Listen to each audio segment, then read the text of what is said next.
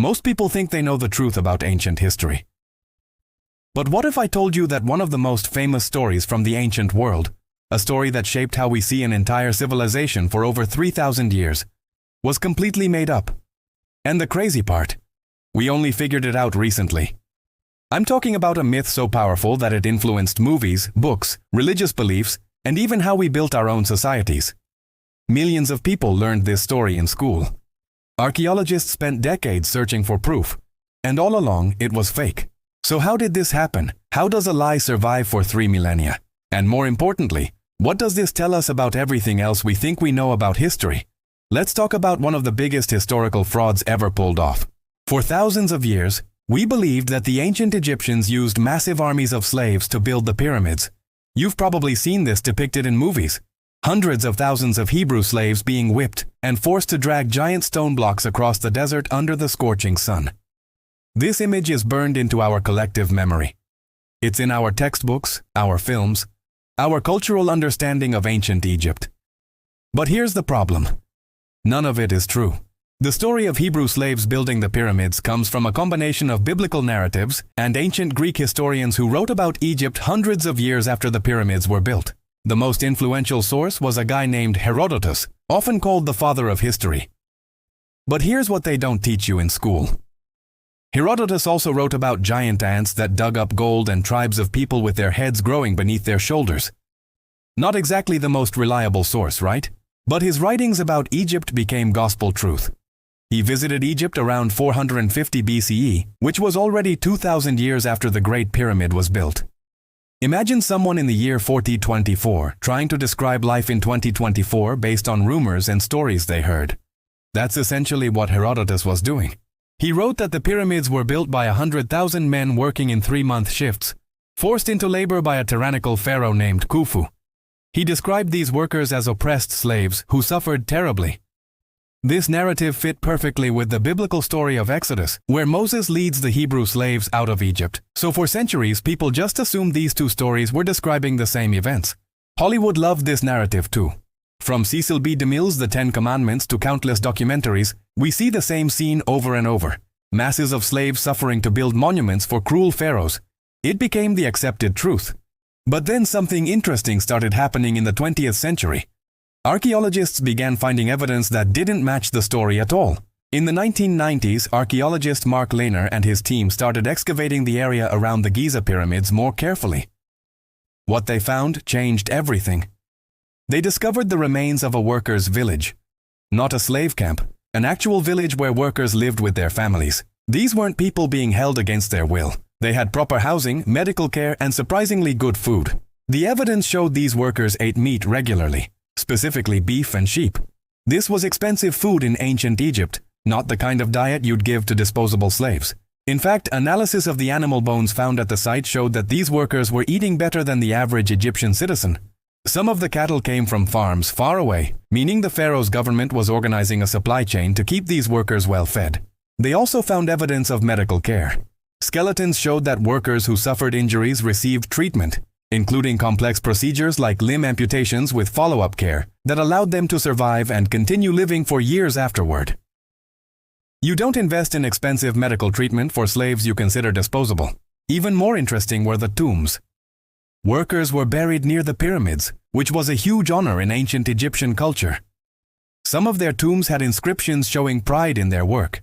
One inscription basically said, "I participated in building this monument," not something you'd expect from an oppressed slave. Further research revealed that these workers were likely Egyptian citizens doing a form of national service. During the annual Nile flood season, when farming was impossible, citizens would work on state projects. It was similar to how some modern countries require military service, except instead of military training, you built monuments. This system was called the corvée labor system. Citizens would serve for a period, receive food and housing, and then return to their normal lives. Many probably saw it as a religious duty or a way to serve their pharaoh, who was considered a living god. Some workers even seem to have volunteered because being part of such a massive project brought prestige to their families. The evidence kept piling up. Researchers found bakeries that could produce enough bread to feed thousands of workers. They found breweries making beer, which was a dietary staple in ancient Egypt. They found fishing operations along the Nile to supplement the diet. This was an organized, well-supplied operation, not a slave camp. Graffiti left by work gangs showed team spirit and competition between different groups. They gave themselves names like Friends of Khufu and Drunkards of Menkor. Again, not what you'd expect from miserable slaves. These were workers who had enough autonomy and morale to create team identities and probably competed to see which gang could move the most stone. Now, let's be clear about something. Life wasn't easy for these workers. Moving 2-ton blocks of limestone is brutal labor no matter how you slice it. People got injured, people died. The work was dangerous and exhausting. But there's a huge difference between difficult labor and slavery. The workers on the pyramids were fed, housed, given medical care, honored in death, and allowed to return to their families. Slaves in ancient Egypt did exist. They were usually war captives or criminals. But they weren't the ones building the pyramids. Those monuments were built by citizens. So where did the slave narrative really come from? Part of it traces back to those unreliable ancient sources like Herodotus. But the story really took hold because it served later purposes. Jewish and Christian traditions incorporated the pyramid story into the Exodus narrative. It became a powerful symbol of liberation, Moses freeing his people from bondage. This was such a compelling story that it overshadowed the actual historical evidence. Later, during the age of European colonialism, the slave narrative about the pyramids served another purpose. It allowed Europeans to view ancient non-European civilizations as brutal and backwards, which conveniently justified their own colonial projects. If ancient Egyptians were cruel slave drivers, then European intervention was civilizing rather than exploitative. The narrative fit too perfectly with existing biases to question. Even after evidence started emerging that contradicted the slave story, it took decades for the truth to really penetrate public consciousness. Old myths die hard, especially when they're embedded in religious texts and popular culture. Today, Egyptologists are pretty much unanimous. The pyramids were not built by slaves. This is settled history among experts. But ask random people on the street, and many still believe the old story. That's how powerful myths can be. This brings us to a bigger question. If we got something this fundamental wrong about one of humanity's most famous monuments, what else have we gotten wrong? The answer is probably a lot. History is written by people, and people have biases, agendas, and limited information. Ancient historians like Herodotus were doing their best, but they were working with second-hand accounts and their own cultural assumptions. They filled in gaps with speculation, and sometimes just made stuff up to make their writings more entertaining. Consider how much misinformation spreads today even with the internet, fact-checkers, and instant communication. Now imagine trying to record history in an era when the fastest communication traveled at the speed of a horse, most people couldn't read, and there was no way to verify sources. It's actually amazing that any accurate history survived at all. The pyramid slave myth survived because it fit into narratives that people wanted to believe. It confirmed existing stories, matched cultural biases, and made for compelling drama. Truth became secondary to narrative, and this pattern repeats throughout history. Take the idea that medieval people thought the earth was flat. That's also largely a myth, invented in the 19th century to make the medieval period seem more backwards than it actually was. Educated people had known the earth was round since ancient Greek times. Or consider the popular belief that Vikings wore horned helmets. They didn't. That image was created by costume designers for 19th century operas. But now we can't picture Vikings without those horns, even though no archaeological evidence supports it. Then there's the myth that Napoleon was extremely short. He was actually average height for his time. The short Napoleon story was British propaganda during the Napoleonic Wars that somehow became accepted as fact. History is full of these false narratives that took on lives of their own. Some were innocent mistakes, others were deliberate propaganda. And some, like the pyramid slaves, were a mix of both, starting with misunderstandings and then being perpetuated because they served useful purposes. The pyramid myth specifically shows us how stories can become fossilized into accepted truth. Once something appears in enough books, gets taught in enough schools, and shows up in enough movies, it becomes very difficult to dislodge, even when evidence proves it wrong. Modern Egyptologists have been trying to correct this myth for decades, but they're fighting against thousands of years of cultural momentum. School curricula are slow to update. Movies keep using the old narrative because it's dramatic. Religious institutions are understandably reluctant to suggest that stories connected to sacred texts might not be historically accurate. So what's the real story of how the pyramids were built? It took approximately 20 to 30 years to build the Great Pyramid of Giza. At any given time, there were probably around 10 to 20,000 workers on site, not the 100,000 that Herodotus claimed.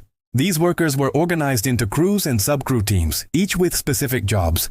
Some workers quarried the limestone blocks locally. Others transported them using a combination of wooden sledges, rollers, and possibly lubricating the sand with water to reduce friction. Core blocks were rougher limestone quarried nearby, while the outer casing was finer white limestone brought from Tura, about 15 kilometers away.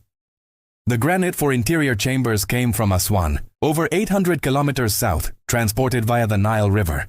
Recent discoveries suggest they might have used an internal ramp that spiraled up inside the pyramid as it was being built, which would explain how they lifted blocks to higher levels without needing massive external ramps that would have required more material than the pyramid itself. The precision of the construction is genuinely mind-blowing. The base of the Great Pyramid is level to within 2 centimeters across its entire 230-meter width. The sides align almost perfectly with true north. The chambers inside demonstrate advanced engineering and architectural knowledge. This wasn't the work of unskilled slave labor being whipped into compliance. This required skilled craftsmen, engineers, architects, and laborers who knew what they were doing. It required organization, logistics, planning, and cooperation on a massive scale. The ancient Egyptians were genuinely brilliant. They developed sophisticated mathematics, engineering, and organizational systems. They created one of history's longest-lasting civilizations, enduring for over 3,000 years. Reducing their greatest achievements to slaves built it actually diminishes the incredible human accomplishment that the pyramids represent. Think about what it took to organize this project. You need architects to design the structure, engineers to solve construction problems as they arise, quarrymen to extract the stone, transporters to move it, builders to place it, supervisors to coordinate everything, administrators to manage supplies, farmers to grow food, bakers to make bread, brewers to make beer, doctors to treat injuries, and you need to keep all of this running smoothly for decades. That's not something you can do with slave labor and whips. That requires a functioning society with complex institutions, educated specialists, and a government capable of organizing resources on a massive scale. The pyramids weren't built by slaves. They were built by a civilization. But here's where things get even more interesting. The collapse of the pyramid slave myth has implications beyond just ancient history. It affects how we think about civilizations, human achievement, and historical truth itself. For one thing, it challenges the narrative that great monuments require oppression. We want to believe that the wonders of the ancient world came at a terrible human cost because that fits our modern sensibilities about social justice. We're rightfully sensitive to exploitation, so we project slavery onto the past, sometimes even when it wasn't there. This doesn't mean ancient Egypt was some kind of utopia. It was a highly stratified society with a god-king at the top and definite inequality. Ordinary farmers worked hard, paid taxes, and didn't have anything like modern freedoms. But the pyramid builders weren't at the bottom of society. They were something closer to skilled workers and citizen laborers serving their state. The revision of this myth also reminds us that archaeology and historical research are ongoing processes. We don't have all the answers, and sometimes we have to overturn long-held beliefs when new evidence emerges. That's actually how knowledge is supposed to work, through constant questioning and updating based on evidence. Unfortunately, many people resist this process. We get attached to the stories we learned in childhood. Changing those narratives feels uncomfortable, like the ground is shifting beneath us. If we were wrong about the pyramids, what else might we be wrong about? But this discomfort is necessary. The goal isn't to have comfortable stories. It's to understand what actually happened as best we can. That means being willing to say, we got this wrong, and updating our understanding. The pyramid slave myth also teaches us to be skeptical of convenient narratives. When a story fits too perfectly with our existing beliefs or serves a particular agenda too well, that's a red flag. Truth is usually messier and more complicated than our preferred narratives. Ask yourself, does this story confirm my biases? Does it make the people I identify with look good and others look bad? Does it oversimplify a complex situation? If the answer is yes, it's worth digging deeper and looking for actual evidence rather than just accepting the narrative. In our current era of misinformation and fake news, the lesson of the pyramid myth is more relevant than ever.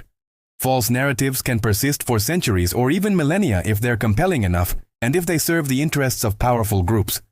The only defense is critical thinking, demand for evidence, and willingness to update our beliefs when better information comes along. The ancient Egyptians deserve credit for what they actually accomplished. They built the pyramids through impressive organization, engineering skill, and human cooperation. That's more inspiring than the slave narrative anyway. It shows what humans can achieve when they work together toward a common goal with proper planning and resources. So the next time you see an image of slaves building the pyramids in a movie or documentary, remember that you're watching fiction, not history. The real story is more complex, more interesting, and ultimately more human. Thousands of workers, organized into teams, took pride in their labor and saw themselves as serving something greater than themselves. They were fed, housed, and cared for. They left graffiti and team names that archaeologists can still read thousands of years later. They were buried with honor near the monuments they helped create. And those monuments still stand today. Testimony not to human cruelty, but to human capability. That's the real story of the pyramids. And it only took us 3,000 years to figure it out. If you found this interesting, check out the next video where we dive into more history myths. Retry Claude can make mistakes. Please double-check responses.